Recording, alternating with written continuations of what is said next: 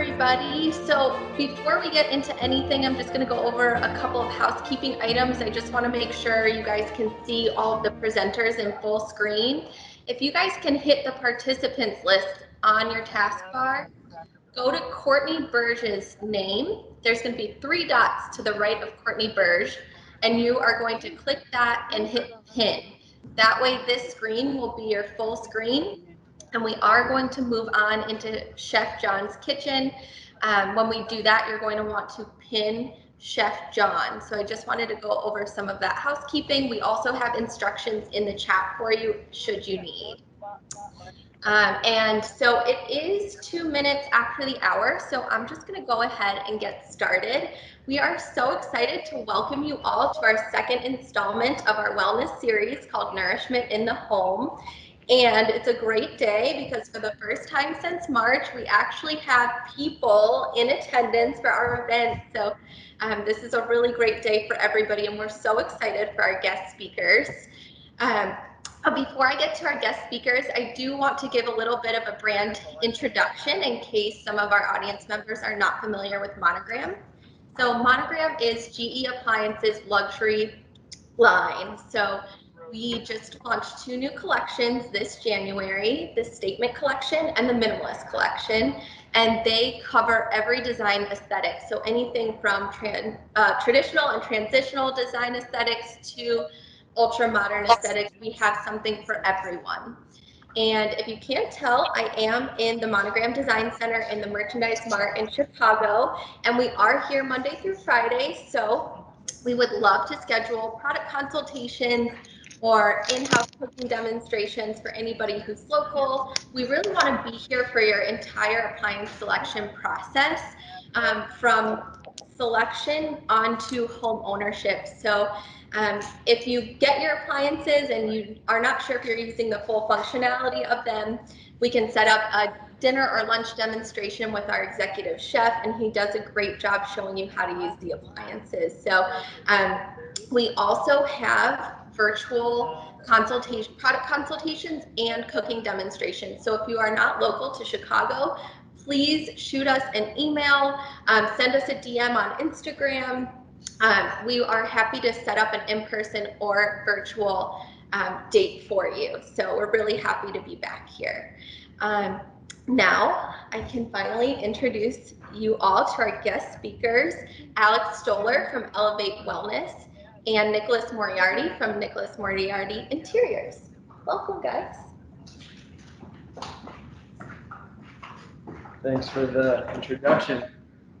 You guys, it's awesome to be here with all of you, both virtually and in person. I'm very excited about this portion of the Wellness in the New World series that we're doing, Nourishment in the Home. And I wanted to formally introduce Alex Stoller to you guys at Elevate Wellness. Alex is a really awesome guy who I actually met through the yoga studio that we both go to. And Alex has a really cool past. He was educated at Penn State University, did a supply chain management degree there, and formerly worked with IBM as a consultant for about 3 years before he resigned his position and followed his passion in the health and wellness space. Alex has been an athlete his whole life, and the whole idea of wellness is super important to him, from the nourishment that goes into his body to the functional movement that he works with for his own body, and just everything that he does on a day-to-day basis. He is doing a master's program as we speak in human nutrition and dietetics at the University of Illinois at Chicago, and he has worked with a broad range of entities and individuals, from private physicians to high schools to private clients, and he's currently working with Northwestern University as well in their performance. Actually, how do you? Yeah, it's performance nutrition. Performance nutrition with the athletes there as well. So this guy's a wealth of knowledge. He and I kind of think about health and nutrition in the same way, so I'm super excited to have him here. So welcome, Alex. I really appreciate you asking me to do this, and I think our bond in fitness and in health in general and wellness, us sharing that, as well as Robin and the attendees here, have really allowed us to discuss health and wellness in, I think, different ways. And that's part of the goal today, is to just have an open mind and be willing to change your mind about what you currently think about when you think about nutrition and when you think about health practices and wellness practices. Yeah, I think it's really awesome. And you guys feel free to send in any questions that you might have. We're going to run through some of our own questions here with Alex, but we definitely want this to be interactive, and we definitely want you all to chime in and to flush out any of the points that we may talk about today. So I think the first thing that I think is going to be really important for everybody is kind of this. What do you feel is the biggest misconception when it comes to health and wellness today? Yeah, a primary misconception when individuals think about their own health is that it is unmodifiable, dependent on your genetics or your family history. And that goes from your physical health and well-being as well as to your psychological health and well-being. So that would be the first major thing, is that it's unmodifiable based on genetics, and that your behavior doesn't influence your health to the extent that it does in reality. Yeah. I think it's so interesting, right? We all like to think, oh, I'm this way, or life has told me that I fit a certain category, and because of that, I can't change. But the reality is quite different. Right, and I think it's human nature to put our situation in the context of our environment. Yeah. And I think we're all raised in different environments. We're raised based on different principles and morals, as well as different foods in the home. Mm-hmm. And when we look at how the environment is influencing us all now, it seems that our health is even more out of our own control. Yeah. Especially in this pandemic, that we cannot control the environmental inputs to our health. And that's where it causes people to get tripped up when they desire to make positive change. It's that repeating cycle of, well, I was unable to adapt this healthy behavior and ingrained benefits because of my genetics or because of a situation or an environment. And right now is a really good example of that. I think it's interesting because the time of COVID is so perplexing to so many of us. And for me, actually, I think it's actually been one of the most interesting times of my life, because it has forced me to get out of my own head. And I'm one of those people that would say, I can't do yoga because my studio is not open. I can't work out appropriately because my health club is not open anymore. And for me, when COVID set in, it was a really big mental shift to say, no, I can do all of those things, and I just have to change what it looks like. So I love what's happening right now in that sense, right? And I do think for everybody that's out there, this is a really good time for you to kind of get out of your own head and experience some different things. For sure. And even phrasing it a little bit differently is focusing on an internal locus of control. Yeah, totally. And saying, these are the things I have at my disposal to navigate an uncertain environment, rather than these are the things happening to me externally that are preventing me from being who I want to be or doing the things I want to do. Absolutely. And so just to kind of back end that, how do you actually define wellness yourself? And what do you think are the key pillars, both physically and psychologically, for wellness? My definition of wellness has evolved as I've learned more and more about the power that we do have in influencing our health. I currently define it as our ability or our flexibility to respond to any environment or situation with confidence, with continuity, and with determination, essentially. I love that. Rather than there being a model for health. Focusing on things other than something like body composition. Which is a common misconception when considering health and wellness, and particularly wellness. So focusing on metrics other than a visual aesthetic appearance, and focusing more on how can I respond to any situation while feeling confident, having continuity, and continuing to strive for the best self or version of myself in that environment. So really, I think about it more as resilience and flexibility, and that's kind of how I defined wellness and fitness. I love that. The confidence and continuity thing, I think, is so important, right? And I think those are two words that they make a lot of sense when it comes to fitness and wellness, but I don't know that they're talked about enough, right? Exactly. And those are two characteristics that people develop when focusing on self-care. It's confidence. There's many skills that you learn in, say, adapting a healthier style of eating that can be applied to any situation in life. Yeah. And one of those is, how do I approach an uncertain situation? What is the process I have for that? And then adapting that process to any scenario. So having confidence in your ability to approach uncertainty, and then also that continuity is, I think a big part of it is accepting our own faults. Yeah, totally. Because you can easily get tripped up with, oh, I'm not this way or not this way. Yeah.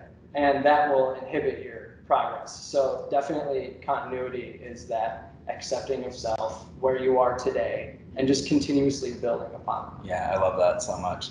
And I think, something that goes hand in hand with that is we both know that there's a certain amount of skills and knowledge that a person possesses just innately that can help them achieve all of these things. And so what are some of those applicable skills and tools that help to make, diet and lifestyle changes possible for people? Yeah, for sure. I'll start with some more subjective things that are a little less tangible, and then move to a few tools that are very tangible, especially in the context of nutrition, since that's the specific area of expertise that I tend to focus on. Yeah. So from a macro perspective in life, it's plan and prepare so you can anticipate challenges. I think a lot of our health is reactive, and I think that's based on a model in the United States in particular that is focused on identifying illness and then prescribing a way out of that illness. Yes. Whereas I think, one, accepting our own genetic predispositions, and then two, what we already discussed, we can in fact influence our health to a great degree based on behavior. Yeah. Accepting that, and then having an ability to anticipate that there are going to be challenges regardless. And plan for those challenges ahead of time. And I think in your industry specifically, people are running around from meeting to meeting without a lot of time in the day. Yeah. So an example of planning for that would be gauging what your relative needs are from a nutrition standpoint. And there are various ways to do that, and I can touch upon those. But getting a grasp of that, and then having a plan in place for, how do I get a meal in during this time? Yeah. And also expanding your conception of a meal. Yes. Maybe that is, in fact, a very nutrient-dense smoothie or something like that you plan for ahead of time. So planning, anticipating, those are two key things that are tools in the toolbox that can be used for nutrition, but can also be used in any aspect of life. Yeah, I think for a lot of us that are tuning into this, we're in the design industry, probably writ large, right? And so our days are kind of a shit show always, and we spend our lives planning and anticipating for things to go wrong on a job site, right? And so people's lives today are basically the same, right? In that regard, it's just a question of when something's going to go haywire, not the way you expected it. Right? Yeah, and a big component of that is scheduling self-care or health routines around your lifestyle. I think a lot of people try to manipulate their lifestyle to fit a desired behavior. And that's a no-go or a false start. Because you realize quickly, I'm not going to have a less busy schedule anytime soon. And rather than trying to fit my lifestyle into a desired behavior, I should instead try to fit a small step of that behavior into my current lifestyle. Because then you have a much better chance of adapting. One of the things that I think is really interesting about what's happening right now too is there's a lot of flexibility in what we can do, right? And so a small thing that I've started to do is when I know I have to take a phone meeting with either a vendor or a client, I now walk when I do that meeting, right? And it's just such an incredible way to activate your day, right? Instead of sitting in front of your computer or sitting in your office. And it's small things like that that make incremental impact over the course of your life. That's the other big misconception when it comes to health or wellness and nutrition specifically, is that you have to make a huge change in your life. That you have to, or take everything on at once. Like, I want to start meditating, eating perfect meals 3 days, 7 days a week, and journaling for 15 minutes a day. And it's like, okay, those all have valid scientific evidence for improving people's lives, definitely. But what's missing is how are those being implemented? Yeah. And is it practical to take that all on at once? Or how do I schedule 5 minutes of journaling for 3 weeks? And then once that's a habit, build on that. Yeah. So yeah, I think this time in particular, like you said, it causes us to slow down and reflect. Yeah. And reflection is a tool in itself as well. It can't be performative either, right? It actually has to mean something, which is a big thing. Yes.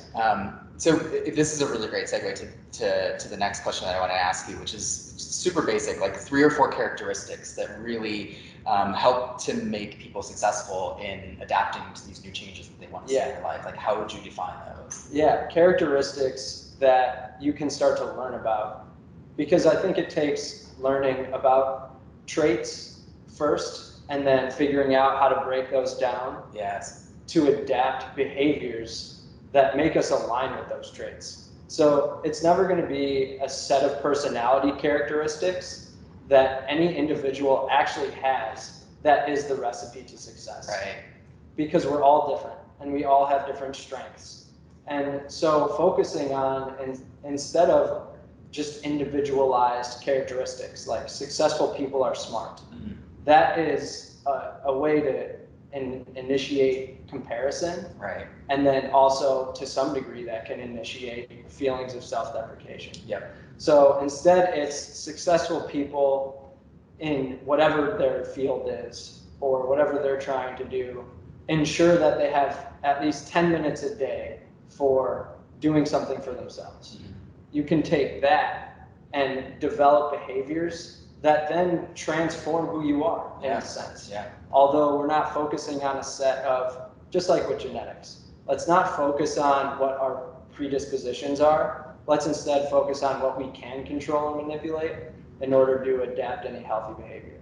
Yeah, I think that's so true. And, you know, for me, one of the things that's been really important over the whole course of my life is my whole mental state, right? Yeah. And one of my best friends has a mantra that I've adapted now that says, "You are who you think you are." And it's so simple, but it's so true, right? The minute we start comparing ourselves, whether it's in our design world and saying, "Oh, this person just got published and I didn't," or that person's doing a 10,000 square foot home and I only do 5,000 square foot homes, like throw that bullshit out the window, right? And it's the same thing with health and wellness, right? You're only as good as what you're doing for yourself. It's like, put your air mask on first. Yeah. Right? Though, yeah, that brings up really like 2 points. So for one, I'm a big believer like you that we are what we practice, essentially. And then that can be transformative. Yes. And so that's very empowering in and of itself. And then also perform the best you can in the situation you're in. Yeah. Because that will reflect most positively on yourself. And when you feel good about what you're doing, then that's a motivation to adapt and continue to adapt better behavior in the context of your life. So I don't want to totally cop out of the characteristics things because all of these things take practice and it's an evolution over time. And so flexibility and adaptability. And again, this time is a perfect example of that. Are 2 really big major characteristics that are really more practices. Yeah. Yeah. And with what you do, especially with Northwestern, right, you're dealing with high performance athletes and things like that. And so that's a whole, like, another extreme of a human being and what their body needs and what they're dealing with. But I think one of the things that's really interesting about professional athletes or college athletes or whatever is there's a lot going on up here and physically that they have to deal with, right? And so with that comes like this resiliency factor, right? And so how, as you're coaching, you know, upper echelon athletes, do you coach them on resiliency, on making these changes and holding these changes, and how does that apply to like us, that's like the average Joe? That's such a good question. And honestly, my communication style changes with every athlete because we all have different barriers in our lives that are difficult and challenging to overcome. Yes. And we all have different situations that create barriers as well that are challenging to overcome. And when consulting with a high-level athlete, it's most important that you're coaching an individual. Yes. And you're not fitting them, again, into what you had in mind as a prescription for performance nutrition based on their needs. So a lot of it, and you can do this with yourself, is breaking down what are their day-to-day habits. Yeah. What is their life like? And do this with yourself. And we should all have grace for ourselves. And looking at ourselves as whole human beings, not like robots that we can program to do something and then we do that thing. Because a good reference in the, I guess, industry would be that you're really mostly coaching the elephant, not the rider of the elephant. Yes. And that elephant would be our emotion. So when I'm working with high-level athletes, it's as much an emotional connection as it is me looking at the scientific evidence and creating a plan that fits their training, that fits their goals, that fits their periodized training and their adaptation to it, and whether they're in season or out of season. So there's all those scientific factors to take into account, but where you start is with the person as a whole. Yeah. Because this is something that's, again, interesting for me personally, that's been a big change just in my life, is that I started really putting pen to paper when it comes to my own health habits, right? And so I started journaling about all the food that I eat, and I actually broke down and finally got over my own BS about not wanting an Apple Watch, because I really just decided that I needed to understand like what I was actually physically exerting on a day-to-day basis. And so for me, capturing that knowledge has been really important. So can you speak to that a little bit? Yeah. Because I think there's so many people out there just don't give themselves enough credit for what they do, right? Like, you know, you took 2 30-minute walks, right? And you don't realize that you took 2 30-minute walks, and you want to beat yourself over the head and say, I didn't do anything today, right? So I think there's something really interesting about that I'm sure. Yeah, hopefully this is very applicable to everyone. We all can require a user manual for ourselves, in a sense. Mine is very large, just to let the record reflect. Yeah, and you learn, that's it, you're learning, and you continually learn about yourself. There's so much that I don't know about myself that if you pay attention and have a motivation to learn, then you can create a user manual. And that's something that is a really helpful thing to do, is to gauge where you're at today. And a big way that you can do that is write down, when I was successful, walking for 30 minutes twice a day, what were the motivators that made me successful?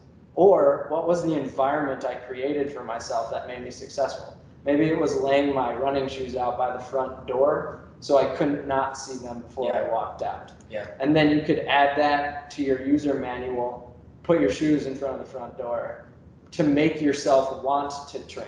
Yeah. So, because usually when we aren't successful in adapting healthy behaviors, it's not because we don't know that we should. Yeah. It's because we don't feel like it. Yeah, exactly. So a lot of it is getting out of our own way and using emotion to, I love that so much, right? Because it's like, you know, we're all getting ready for like a huge presentation with clients or something like that, and we've got like 10,000 samples we need to show them. We've got blueprints that need to be gone over and red lines to be done and all that.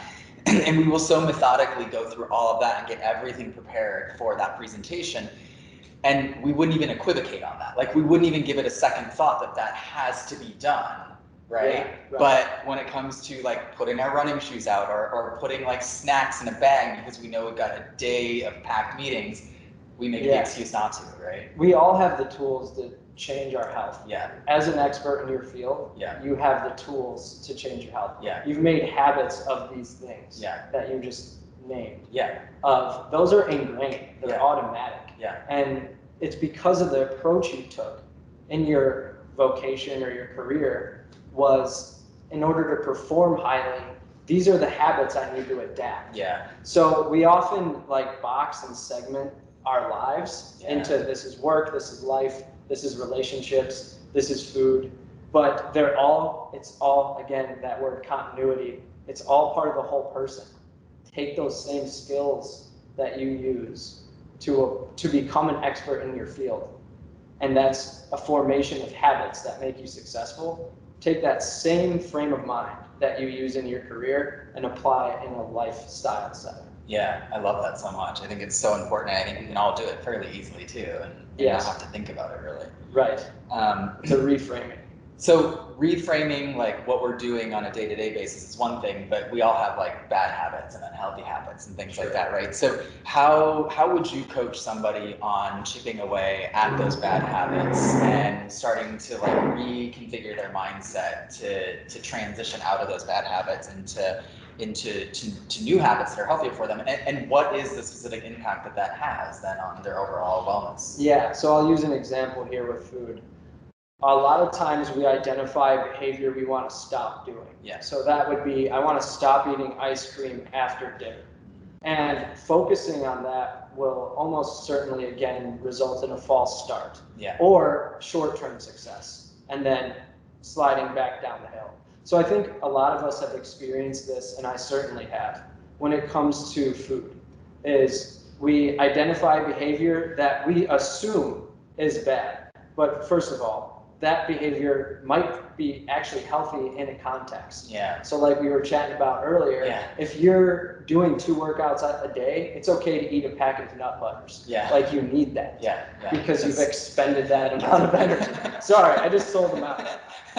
I work out so I can eat cookies, people. This is a true statement. I just sold you out on your nut butter addiction. So the context matters. Yeah. So don't assume any behavior is unhealthy or undesirable. Your total package is what determines the context. So rather than saying, I want to stop eating ice cream at midnight, you can instead focus on what you want to start doing. Yeah. So something you would maybe want to start doing is creating a curfew and adhering to that curfew. So you could say, I want a curfew of 8 p.m. and that be the last bite of food that I take. Mm-hmm. And then that's then a metric of success. How many days a week did I do that thing I want to do? Nowhere in that was the word ice cream. Yeah. Or dessert. Yeah. So a lot of it is put aside, I want to stop doing this, and start using, here's what I want to start. And then along with that, consider your context. So am I a person doing 3 workouts out a day? It's okay to have more intake of what you might think of as less healthy foods, but in your context fits. Or is your job mostly sedentary and your progression is starting with a 10-minute walk? Yeah. And then you might want to focus on eating more vegetables and fruits. So a good way to gauge that is just look at what % of my total behavior is desirable. Yeah. And how can I start thinking about those desired behaviors more? Yeah. We've lived in the modern era in decades of deprivation, right? Of health fads and food trends and exercise things that are all about deprivation and punishment. Yes. Saying bad, right? Like things are bad, so don't, right? I think there's something really key about not demonizing life, right? Yes. Like life should be lived, and if you stop demonizing it and you start thinking about the positive things you're doing rather than the negative things you're doing, it really has a huge effect, right? Like it is. If anybody out there is familiar with Eckhart Tolle, he has a mantra that he says that that resonates with me very much because I love potato chips, and he's talking about this idea of not depriving yourself of something, and he's like, if you want to sit down and eat an entire bag of potato chips, do that, but be mindful of every potato chip that you're putting in your mouth, and you'll find that sooner rather than later you'll put the bag of potato chips down, because whatever you were looking to satiate within yourself, you do much faster if you're doing it mindfully. Right? Yeah. So if you're eating that pint of ice cream and not paying attention because you're watching TV or whatever, like you'll go through that whole pint of ice cream. But if you like really focus on how amazing that pint of Jenny's ice cream is, like you probably won't have to finish the whole thing because you'll be satiated faster. Yeah, right? That's really beautiful and insightful. Thank you. Yeah, I mean, for sure. Yeah. I just love food, and I don't think anybody should deprive themselves of it. So I want that to be very clear in this. Step 1, honestly, is be mindful. Yeah. And mindfulness with regard to eating is the initial place I generally start in a general consultation. If it's an individual looking to just simply be healthier. It's slow down and think about your food. And you have a really great way of kind of gauging food intake too, right? Like, can you explain this to the audience as well? Oh, yes. And this takes practice and comes with time, but there are some simple applicable tools, again, that we can all use to gauge our own needs. Yeah. And they're modifiable too based on activity level.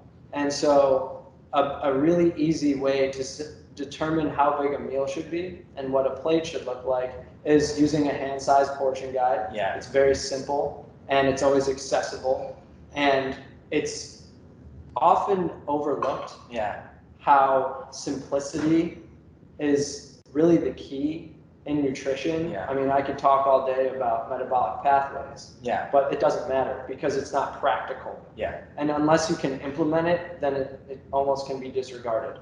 So using a palm as a portion of protein-dense food, and you can think of either animal-based or plant-based protein-dense foods. In general, as a rule of thumb, if you're a plant-based eater, double that protein portion, but it's the size of the palm of your hand, or roughly a deck of cards. So we can all envision what that looks like on a plate. Yeah. If you are doing high-intensity exercise 5 days a week, double that portion per meal. And then you can basically apply that to smart, fiber-dense carbohydrates, things that are generally from the earth, and you can do a cupped handful of those foods as well. And a simple search pulls up lists of healthy versions of all of these different nutrients, which I'm referring to. So a cupped handful, palm-sized portion of protein-dense food, cupped handful of carbohydrates, thumb-sized portions of healthy fats, such as nut butters or avocado. I know it's not enormous, but that's because fats have a high value in terms of energy density, and that's really what a calorie is. It is a conversion of energy, so that we are utilizing that nutrient in our body to produce energy, and each different nutrient I'm referring to has a value to that. And the fats are the highest. That isn't to say fats are bad, so I'll come back around to that. And then those are your basic metrics. Vegetables and fruits are fist-sized portions. Which is amazing because they're so good. Yeah, exactly. So you eat as much of those as you want. Well, I think Chef John can have a lot of input here too on making healthy food taste good. Is a big step in the direction of a healthier eating style. And that's what we look at over time is eating patterns. And for the general individual, a half a plate of vegetables is a good way to go. So that's the only one that you double. You say like 2 fist-sized portions. And those are just some really easy, simple things. But I do want to mention, nutrients are not isolated.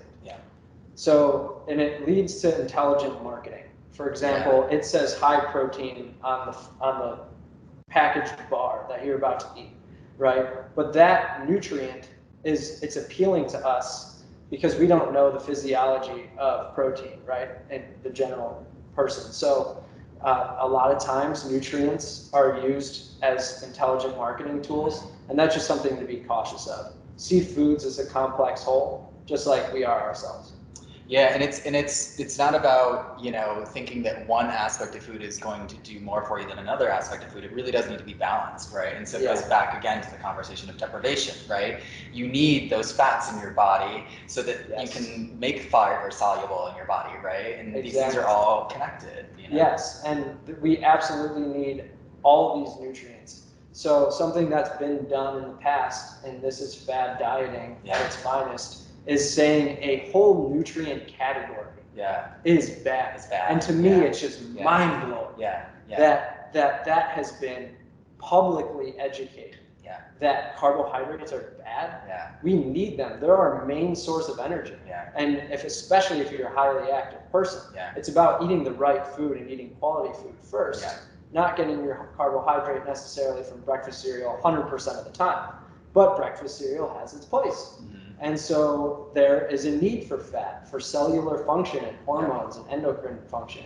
So all of these play an integral role in the human body. And I think if we all just think back to like 5th grade biology, we'll remember that all of our cells function on these nutrients and that they're just critically important for overall health.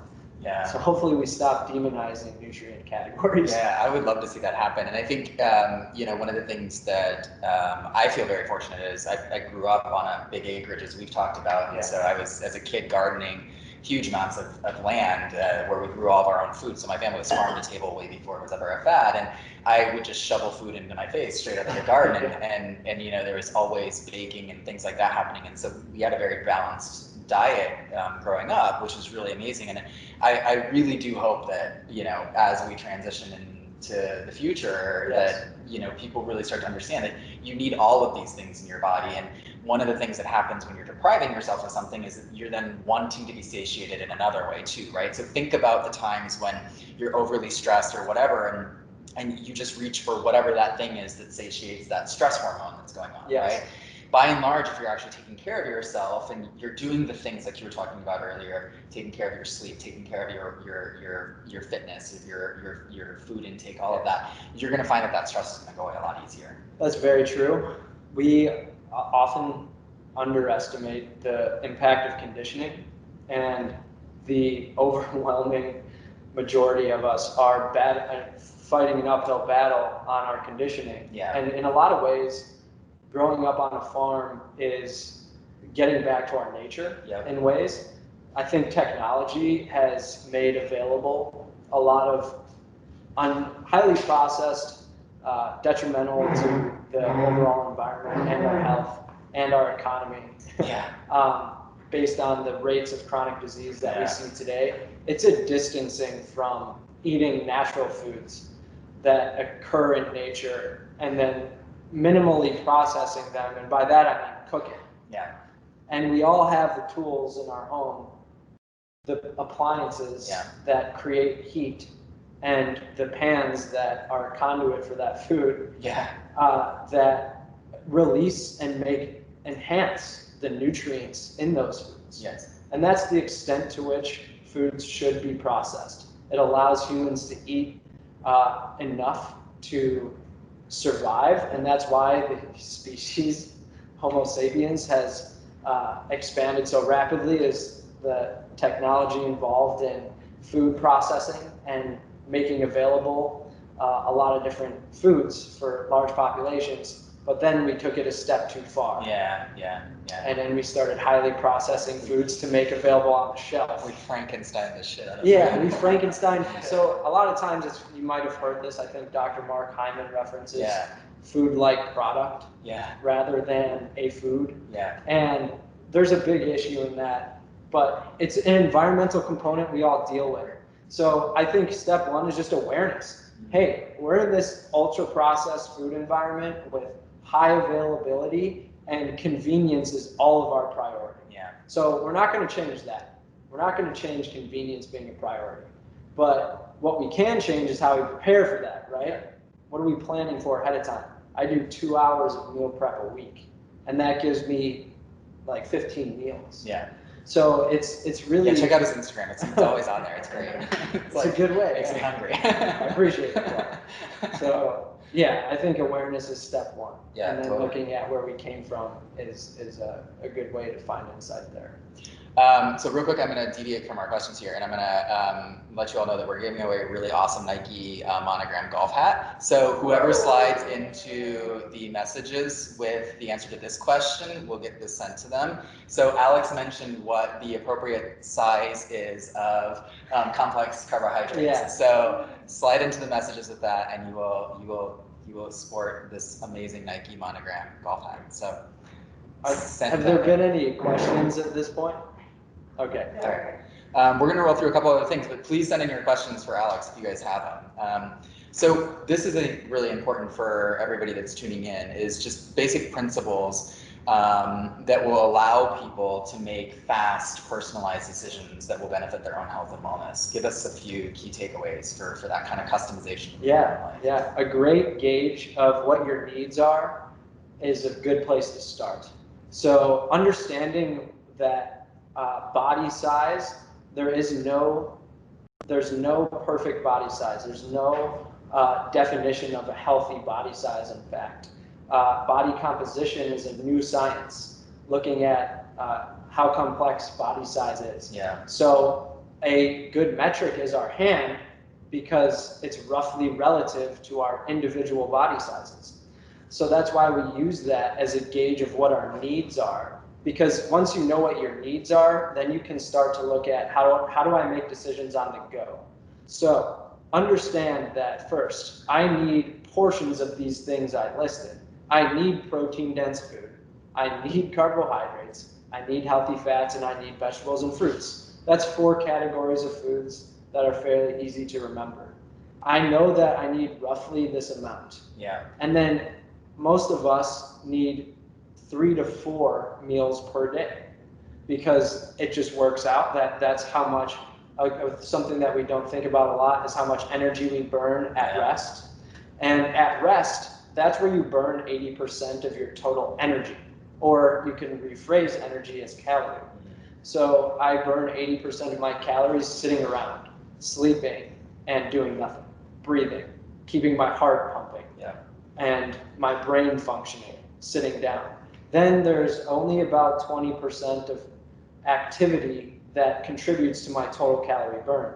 So it's really easy to say, okay, we all need roughly 3 to 4 portions of all of these things and 6 to 8 portions of vegetables and fruits as the aside per day. And that's relative to my hand size. So if you're on the go and you're at a restaurant, look at it, start to analyze menus based on what the content is, rather than how it might taste. Yeah. And one beautiful thing about restaurants and chefs is that they make healthy food tasty. Yeah. So the chicken is good, I promise. Like, eat the chicken at the restaurant. I promise you, it's better than the chicken you make at home. Yeah. Unless you are a chef yourself. And I've come up with a pretty good chicken recipe, so I make damn good chicken. Anyway, start to analyze the content of food on a menu, rather than how appealing it is to your emotion. Obviously, we all love eating cookies, right? But first meet your needs. So that's my main advice, is first find out what your needs are based on this, and then attempt to meet those. And then again, you know your schedule, usually ahead of time. So if you perceive that eating food will be challenging, then consider preparing meals ahead of time, or looking in the area on a map at where your meetings are and discovering places that will have those food contents that you can quickly go in and get something that's relative to your needs. Don't panic if you skip a meal, eat more later. So another big thing is we can become over obsessed with this, and humans are very adaptable with tons of flexibility. So if you eat breakfast, you accidentally skip lunch, eat a bigger dinner. So it's more about looking at a day as a whole. In a 24-hour period, what are you consuming, and is it meeting my needs? How can I plan ahead to make sure I get those food components in 4 different meals, 3 or 4, depending on who we are, and also a little bit of a consideration for how much physical activity am I engaging in. Look at transportable foods, hard-boiled eggs, peanut butter and jelly sandwiches, things like that, pre-prepped vegetables in containers, right? Glass containers fit hyper well in a fridge. Yeah. So we definitely want to utilize those things, those tools, to our advantage and try to stick to whole foods. Yeah. I tell you, I eat an obscene amount of hummus in my car, so it's like, getting to know like nutrient-dense foods like that that really can restore your energy really quickly, more so than like a power bar or something like that. Yeah. Right? Yeah. And eating enough is a big challenge. Yeah. So knowing things like hummus has protein, a fair amount of fat, and that is a great way to get more in. Because more often than not, people aren't eating enough. Yeah. I know we find that surprising. And again, context matters. But if it's of the right stuff, a lot of times we deprive 2 ways. We take away like delicious tasting processed foods, which I think is a good thing. And then instead of just adding in more healthy food, we also deprive the amount of healthy food we eat. And we eat less of that stuff. But that's counterproductive to our goals usually. We want to eat all of the right stuff, just like you did as a kid. And I mean, something that's really interesting that you can speak more eloquently to than I can is, when you do deprive yourself of the quantity that you need to be eating, it actually has a very adverse effect on your body. So if you're somebody who is active and you're trying to do the thing to like build your muscle mass or get your fitness standards up or whatever, and you're just not eating enough, you're actually undoing all the work that you're actually doing, because your body is then trying to store fat and all of these other things in your body that it needs to operate, right? Rather than actually building and sustaining what you want it to be, right? So That's right. It can be a never-ending cycle if you're not paying attention to those things. It is, yeah. And you're knowledgeable on the topic. We need food for recovery and we need food for fuel. So those are two primary reasons that we need food. And if our goal is to become in any way better at fitness, food is a critical component to reaching that goal. More activity doesn't result in more fitness, and it also doesn't result in losing weight either. So if your goal is to get bigger or relatively smaller, first consider, is that an advisable thing to do? Is that an advisable goal from a health perspective? Should I be losing weight? A lot of times, maybe not. Maybe it's just changing the composition of the foods you eat a lot. Yeah. And if you want to get more, or putting down that glass of wine, people. Sorry. it could be the. But balance is key. But balance is key. Don't not drink the wine, but just don't drink all the wine. Yes. Yeah. Yes. Now we're getting it. No, that's it. I'm gonna have a Guinness later. So then I guess, what are a few things that you would say, again, to the audience, to just talk to them about customizing their own nutrition requirements and fitness levels and whatnot, just based on their lifestyle and their schedule, right? Like, how does somebody who may not have the knowledge that you have start to approach that, right? Like, do they go to a dietitian? Do they go to a personal trainer? Like, what are the things that you would recommend for people to kind of bring that balance back to their life? Seeking expertise is always great, and I encourage that, because nutrition is a science. And then again, context is everything. So where I work with high-level athletes, I also work with, everyday people that are working at 9 to 5, let's say. So in that context is everything. You don't have to highly specialize it if you're using those general guidelines. And then here's a good thing to do, is draw a circle on a piece of paper and create 3 circles next to each other. In each, you want to make a quarter of it protein. Just say that. A quarter of it carbohydrates. And then half of it vegetables and fruits. So like now you've just drawn an everyday plate. Let's say you work out intensely. You need more carbohydrates now because you've burned stored energy in muscle and in your liver. So in this circle, a third of the plate should be vegetables. Roughly a third of the plate should be the carbohydrates. So now we've increased a little bit. And then continue to eat a quarter of a plate of protein-dense food. If you worked out twice in that day or really intensely, you could go ahead and make half the plate carbohydrates, a quarter of the plate vegetables and fruits, and then protein-dense food is a quarter of the plate. Fat is always a garnish. So feta cheese, avocado, olive oil, garnish your food with it. Don't worry too much about it. Go ahead and put 10 almonds on the top of your salad. That's a contribution of healthy fats. So really focus on high quality food. Figure out what your needs are if you were to eat 3 or 4 meals per day of these things, and then modify your plate based on the timing of exercise. And those are some good first steps. Also, I've provided, I think it will be sent out to everyone. Yeah, I think it was sent out to everybody, yeah. Oh, awesome. So everybody should have received in the chat some of these slides that talk about portion size and the food plate size. And this is not sexy stuff. Like, I'm not like it's really sexy stuff. Like, it's really simple. Simplicity is best. Fit it in the context of your life. Be really practical. Like, if you have to stop at a restaurant, make it a little bit of a healthier choice, right? I'm not saying you have to prepare all of your meals, but create a schedule for yourself. You always create a schedule for your work day. Yeah. Most of us do, right? And high-performing individuals tend to do that. So again, that's a skill set. Carry over into your lifestyle behavior and schedule your life too. Yeah. Wake up in the morning and hydrate with 16 ounces of water, first thing.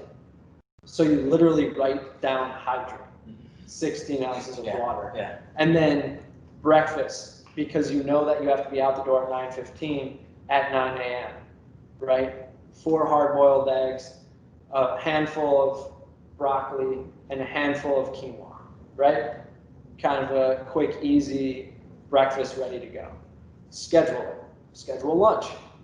I'm going to eat my really nutrient-dense smoothie in between these client meetings, right?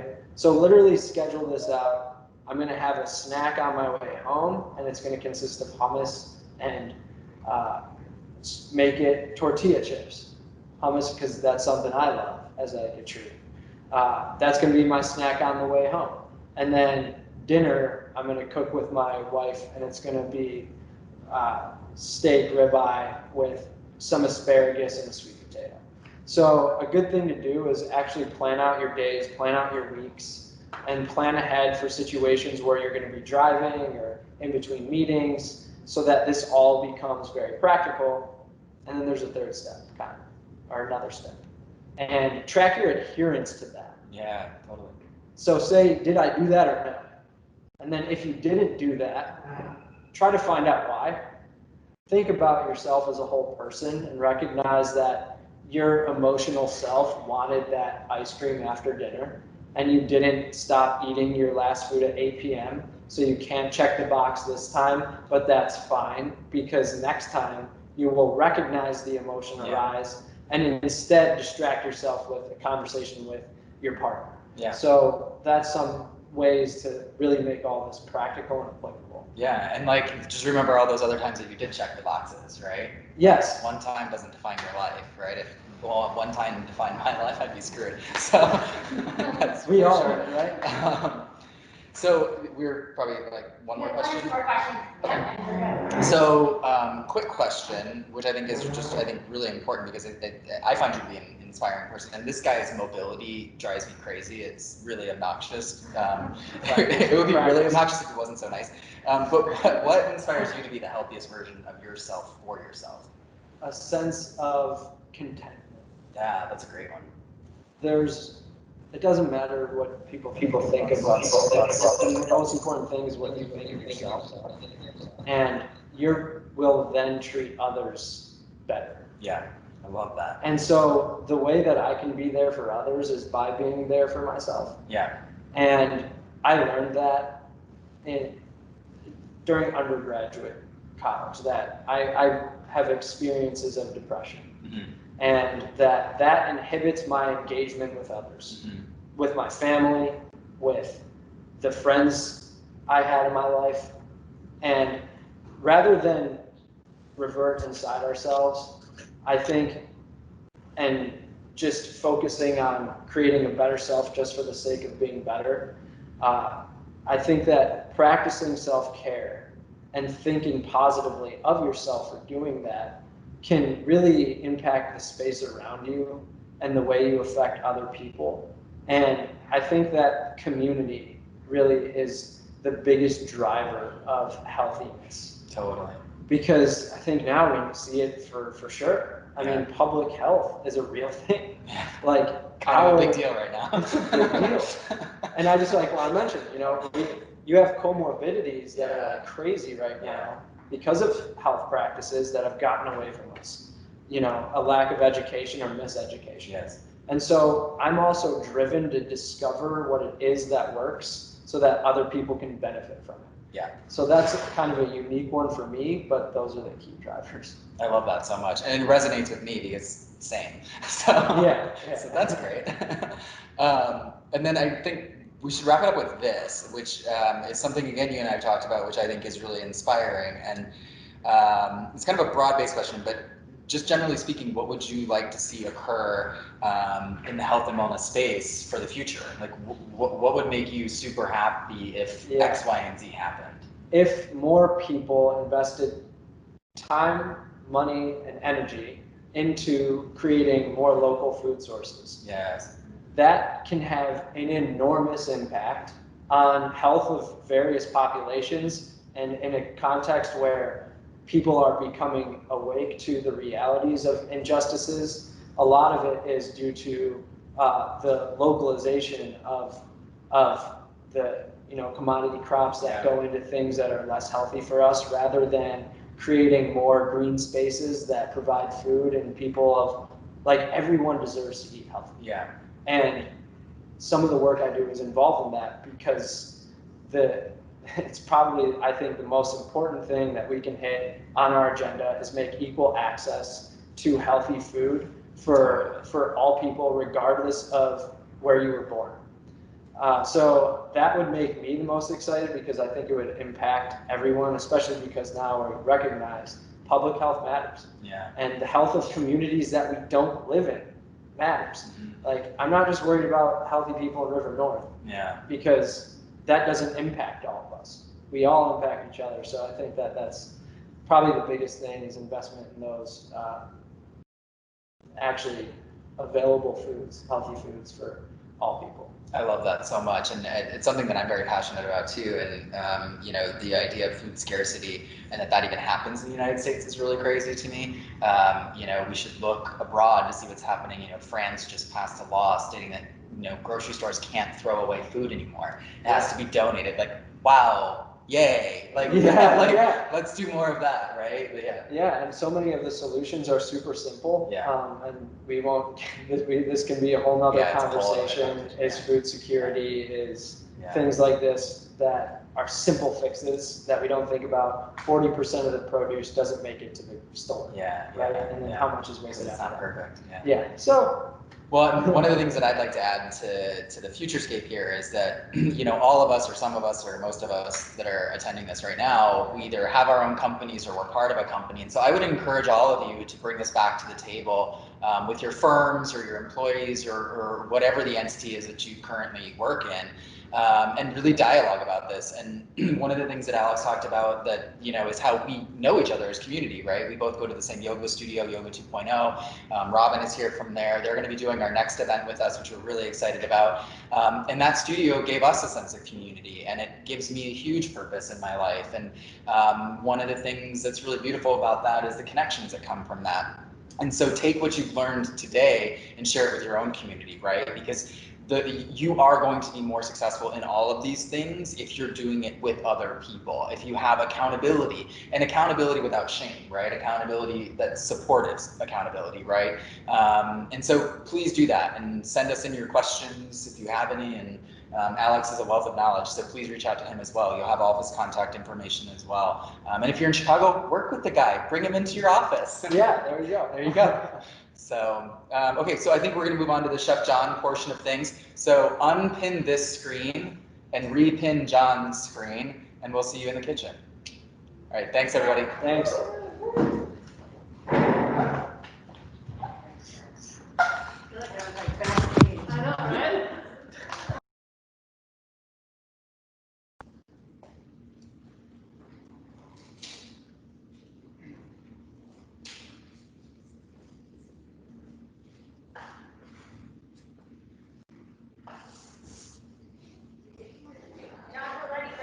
All right, let me get set up again.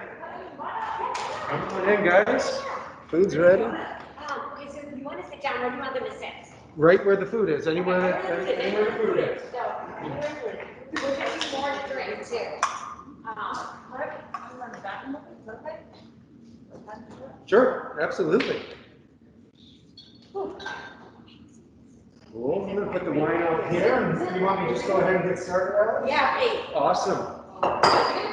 All right, guys. Thank you so much, Alex and Nicholas. That was like some of the most interesting information on health and wellness, and how to kind of prepare for your success and all of that. Being somebody that's spent a lot of time in the gym in my youth, and focusing on proteins and carbohydrates without understanding what was going on, I loved that presentation.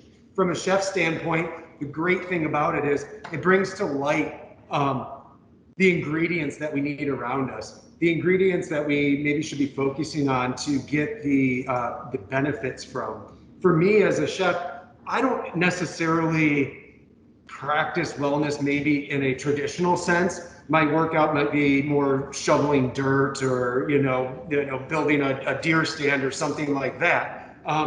But it still counts as burning calories. And when I get into my home kitchen, I want to make sure I replenish those just the way Alex and Nicholas talked about, in the correct way, in a thoughtful way.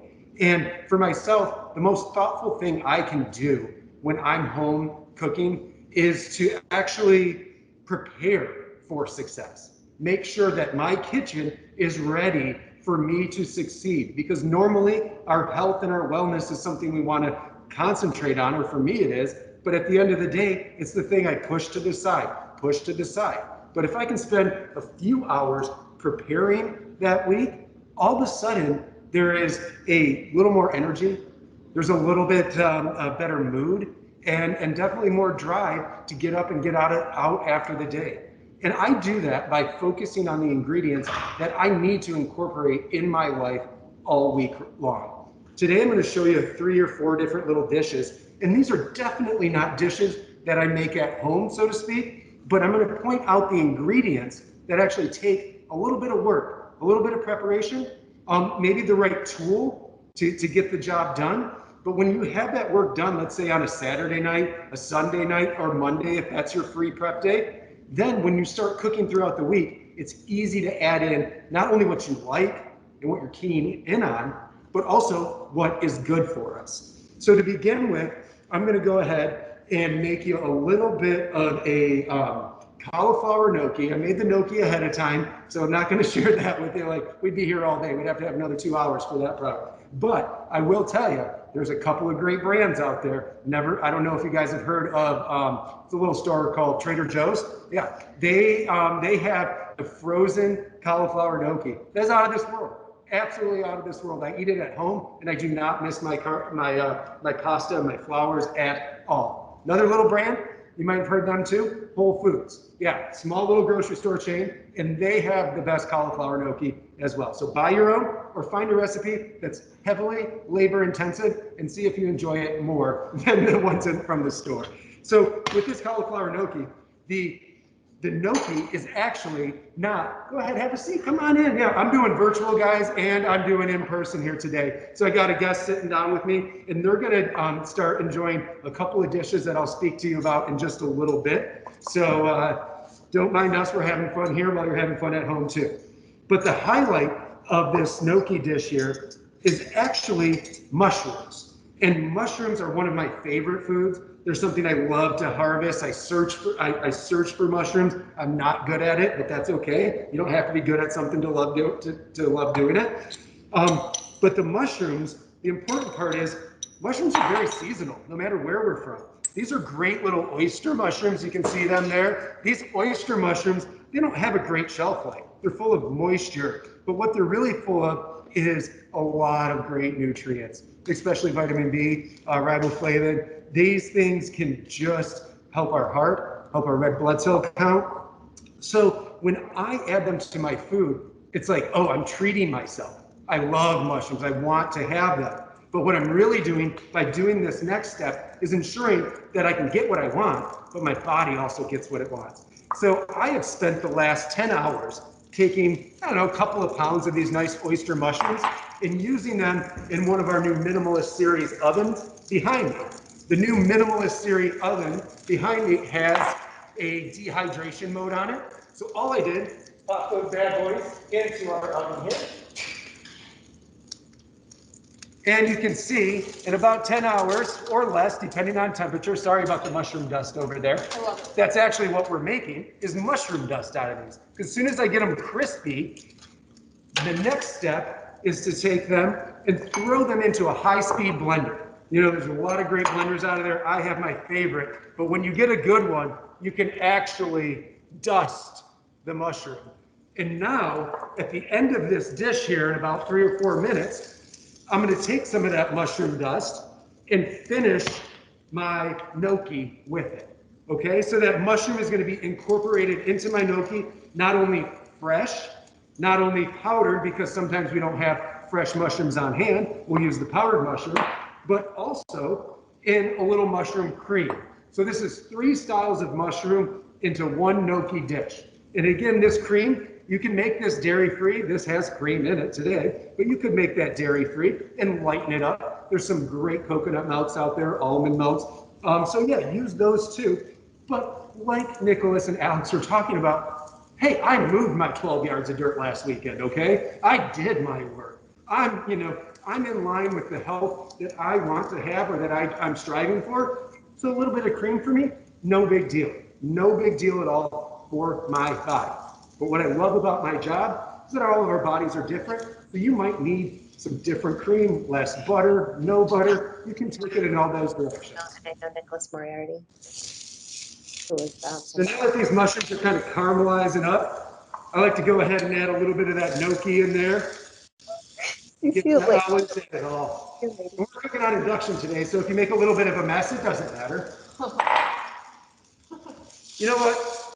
On that topic, just like I said, do a little preparation ahead of no, I time. turned my camera on. Dehydrate your mushrooms. It's funny, You know, this get a cooktop that does not force you to spend more time cleaning your kitchen than it did you making the food. So if you get something like an induction cooktop, you can spill things all over the place. Okay. So get a little caramelization going on that gnocchi there. Put a little bit of that mushroom cream in, and we're going to start reducing that down. Maybe a little fresh mushroom powder too. That's kind of fun. And while that works away, I want to talk to you about a couple of dishes that my guests are eating here with me today, and a couple of the ingredients that are important in. The first little appetizer I put out was basically a salmon rice bowl, but the variation is quinoa. The quinoa, a little garlic, a little herbs, vegetable stock goes a very, very long ways. Now, make your own guacamole or buy some store-bought guacamole if that's what you have time for. Those fats in the guacamole, not terrible for us, and kind of help richen this light dish. The next thing that I did was do a little bit of a blackened salmon on there, a little bit of a spice, salt and pepper, nothing too crazy, but very tasty, very high in great fats for us. Lastly, the most important ingredient to this is I made a salsa. Make a base salsa, make whatever kind of salsa you like, but add some antioxidants to it by using a stone fruit, peaches. You can use those and add a whole lot of nutritional value to your dish. What I actually chose was one of my favorites, and they're hard to find, gooseberries. And gooseberries, they look a lot like a tomato, kind of yellow, but they're more in the closer to a tomatillo because they have that little skin around them and they pop and they're just so delicious. And when you eat them, you're gonna say, wow, these are really good. And the next thing you'll think is, they have to be good for me. These are so good. And they really, truly are. They're just little delicious balls full of antioxidants that make that salmon bowl so good. To finish it off, I didn't stop there, guys. We don't stop there. This is Monogram. We just keep going. Anything that's fresh. So we put some pomegranate seeds in there too. Why? Are they good for you? Listen, I don't know. I'm not a health expert here. I got a white coat on. It doesn't mean I'm a doctor. But what I do know is I like food. And when I eat food and I eat a rice bowl, what is missing sometimes? Texture. Why can't we add some texture to our healthy food to make us more interested in it on the palate? So I put those pomegranate seeds in there for a little crunch, pop of color, and a whole lot of deliciousness. This gnocchi is finishing it up, and I've got my microplaner here. One of the things Alex talked about was kind of portioning, using the size of your hand. It makes me wish I had a bigger hand because there's certain things I'd like to eat more of. Now that I know, I gotta follow his rules. But to help us portion, we might want some of the right tools for the job. Those storage containers to make sure that we can portion things right. Glass storage containers, whether you're putting a side dish in there that you only want a little bit of, you freeze it, you put it in the refrigerator, you can bake right in them. You roast your potatoes the week before or the night before. You pop them in that storage container, they come out fresh and you're interested in them. Don't just throw them in a plastic bag and let them kind of marinate in their own juices. We don't want that. Another great tool, a microplaner, guys. This is an old tool that was used in metal manufacturing years ago, and now they made their millions or billions by making cheese graters. It used to shave metal, now it shaves cheese. But the idea is I get the satisfaction of grating my cheese, but giving a very light layer over the top. So now I'm not going, hey, mozzarella, Parmesan, hey, dump the whole bag in there.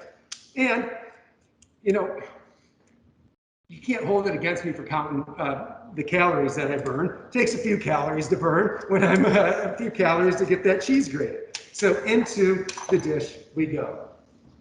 Now, guys, step over here. This is about finished. And I'm going to start plating that up. And while I do, the other dish that our guests were enjoying here was a little lamb dish. And you're going to say, John, lamb, how healthy? Yeah, probably not. A little bit of fat, though. Yeah, it's not too bad for us. It's clean enough. But what did we eat with it? How do we clean up something if I want a big fatty ribeye? What should I put with it? I made a yellow beet puree that was absolutely gorgeous. No cream, just beets, a little bit of avocado oil, onion, and garlic in there, and throw it in a high-speed blender. And when it's finished, it comes out absolutely delicious, perfectly blended, and creamy without adding any fat. The other thing I put on with that lamb was a charred onion. Very little oil on there. You could do it on the grill, and it would come out fantastic. You could do it in a saute pan. I use those little Ciappino onions. You see them in the grocery store. They're just tiny and so cute. And you're like, well, what do we do with those? And they're sweet. They're delicious. You should definitely try the Ciappino onion on there. And then lastly, what I did was kind of like a more highly acidic kefir, lime kefir on there to cut through some of that fat, because the lamb is fatty, the beet has a fatty appearance to it, but it's not. So that kind of lime kefir cuts through everything, but also the kefir, it adds a great probiotic to our meal to help with digestion and just help with the processing of the meal. We need that as well. So now this gnocchi dish has come back together, and if you've moved or worked a lot that week and worked out a lot that week, then feel free to use the microplaner to put an appropriate amount of cheese on based on the effort you put out that week. So that looks good, guys, don't you think? I like it too. Give that a little cauliflower mushroom gnocchi shot. Yummy. Down the line we go. The Monogram kitchen is filling up again. We love it. Okay, so we got the cheese out. A little bit of cheese is okay, right, Alex? That's right. Just a little bit, just a little bit. Unless you're from Wisconsin or maybe Michigan, then we got to have just a little bit more. Okay, folks, so everything is coming together good here. I want to tell you just a little bit more about some of my preparation that I do to try to stick to my wellness plan. And my wellness plan is, again, I've tailored it to myself. And I like steak and I like potatoes. But my wife says she'd like me to live, you know, as long as possible. So we're going to balance that. Balance, she says, balance, John. And when we're balancing it, I look at my salad bowl, and she's made me this salad, and it's got, you know, chicken and beans and other veggies, and I go, this is great. There's no ranch dressing. There's some kind of vinaigrette. I'm okay, great. I really want some potatoes though. So what I've gotten in the habit of doing is on Sundays when I'm doing the rest of my meal prep is I chop up a bunch of potatoes, throw them in the oven, roast them off just so they're a little caramelized, and then I put them in one of those little glass dishes. And at salad night, every other night, reach into the dish, grab a small handful, however big your hand is, right? And you toss a little bit into that salad. I get the satisfaction of having a little bit of potato. It's like a reward. I get to eat my salad, but I still get what I need. I'm not talking a twice baked stuffed potato here. I'm just talking a little bit of potato. I think that's okay, and I reward myself with that just fine. All about balance. You gotta balance it, just like work and play. All right, so now lastly, guys, I've prepared for you something totally different. This is It's the second time I've worked with this ingredient, but I understand that the detoxification of this ingredient, the cleansing property of this ingredient are just highly, highly beneficial. And I was also thinking, while I was creating this fourth dish for everyone, wow, what a great thing to put at the end of the meal, something that whitens your teeth. And it's not toothpaste. So I made a coconut and vanilla charcoal activated ice cream. It's black, it's pitch black.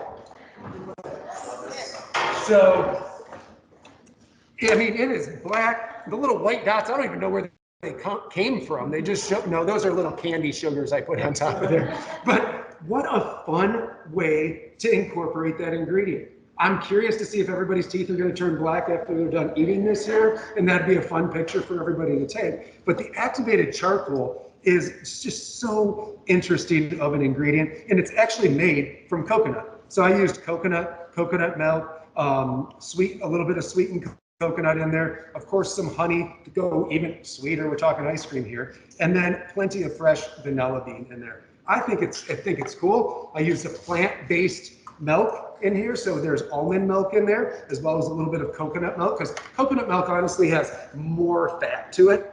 And I know when we're trying to make a treat for ourselves that's also healthy, we can't steer totally away from having some kind of like creaminess, richness to it. So I went with a blend of the almond milk and the coconut milk in there. And we're gonna see what everybody thinks of that one. Now guys, this is different. All right, I don't want to ruin anybody's night here. So, no, you're gonna love it. Everybody's supposed to say, "I trust you, Chef John. I trust you." I trust you. Just guys can love it. Huh? We got one. Huh? All right. Yeah, I might not have an activated charcoal smoothie, but I might have a little thing after. Oh, okay, here we go. Isn't that nice? Kind of different. It does have just a little bit of texture to it. I'm not going to lie. But I think we're going something. It's like a mousse. Exactly. Sorbet almost. Like. One more. Yes, sir. Out the door. All right, guys.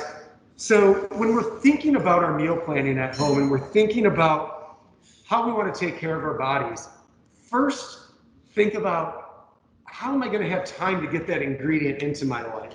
How can I prepare that ahead of time to make sure that on the day that is my problem day, the day that John does stop at McDonald's or somewhere else, I know I use the M word, you know, that's the day I'm really trying to cover by saying, get your potatoes chopped up, get some chicken breast grilled up, get some things ready ahead of time that you know are important to you. You know, the guys earlier said, leave your gym shoes out, you know, make it a point to use those things. Leave the good ingredients in the front of the refrigerator. We don't build these refrigerators with beautiful LED lighting so you can hide the nice stuff in the back. No, pull the pomegranates to the front. Pull your greens to the front and use those ingredients. And then lastly, still have fun. Make it attractive. You know, if it's really healthy, but the whole plate is just white and flat, you know, we eat with their eyes. And that's what really excites us. So make sure it's attractive. Don't be afraid to add some freshness to it, even if you prepared it the day before. You know, heat it up nicely. You don't have to stick it in the microwave. You can, but use your ovens. Our ovens are built with great technology for toaster oven settings. We have, now we have air fry in them. So there's many different ways to reheat your food and be successful at home. I think the wellness series has been so much fun so far. I think today's conversation was an absolute blast. I enjoyed working with everybody and hearing about how we can make ourselves just a little bit better if we can be more mindful about it and focus maybe on a little bit of preparation. And also, I think we're all guilty of just taking some time for ourselves and treating ourselves well in the kitchen, outside, and in the gym. So, guys, are there any questions out there or anything else that I need to address tonight? Do I have a hat to give away? Let's see. Oh yeah, there it is. I put it really close, but it was off camera. So I got one of these Monogram Nike golf hats too here to give to you guys. I just got to think of a question. All right, first person to answer, what mode did I use to make the mushrooms? What mode or method in the oven did I use to make the mushrooms? Pop quiz. No one? Everybody's just going to sign off. You're so hungry. I'm like the science teacher you didn't want to have. Okay. No answer yet? Nancy got it. Perfect. Thanks so much, Nancy. We're going to send this hat out to you. You're going to love it. It's going to bring your golf score down by at least 10 points. Wow. Yeah, at least. I mean, that's what I heard. Corporate told me that. So folks, again, thank you so much. If there's no other questions out there, I don't think I need to kick it back over to anybody. Guys, we're good? All right. Well, thanks again for joining us. Again, Chef John from the Monogram Design Center down here in Chicago, joined by Nicholas and Alex for the wellness program today. Thank you guys so much. Thanks to all of our guests that joined us in person, and thanks to all our virtual customers too. So thanks, guys.